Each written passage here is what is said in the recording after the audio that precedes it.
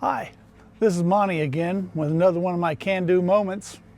Today I'll talk to you about one of the biggest money-saving additions I did to my house.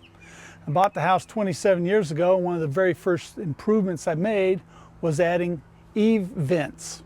Now the Eave vents underneath the eave here allow air to go into the attic and be exhausted through the roof vents.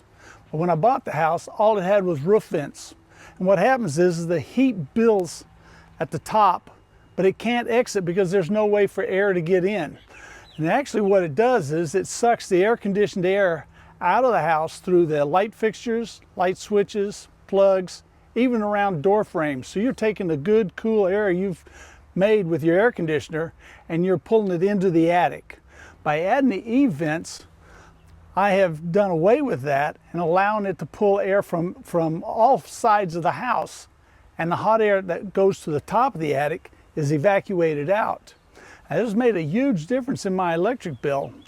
For example, last year in July, I had a $185 bill.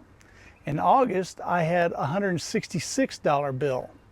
That's pretty low compared to a lot of people I know when we compare utility costs. And in my house, we have 4 adults living here with an electric range and an electric dryer. So we're running a lot of electric power here, and I think we're doing way better than a lot. I understand electric costs are different throughout the country, but to give you an idea so you can compare apples to apples, last year in July, the $185 bill was 1,177 kilowatt hours.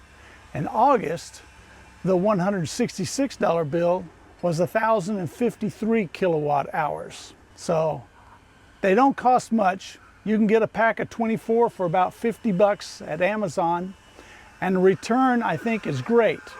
Another thing at my house is I keep the thermostat at 73 degrees. That's a lot lower than a lot of people. A lot of people, have comparable electric bills and their thermostat is set at 78.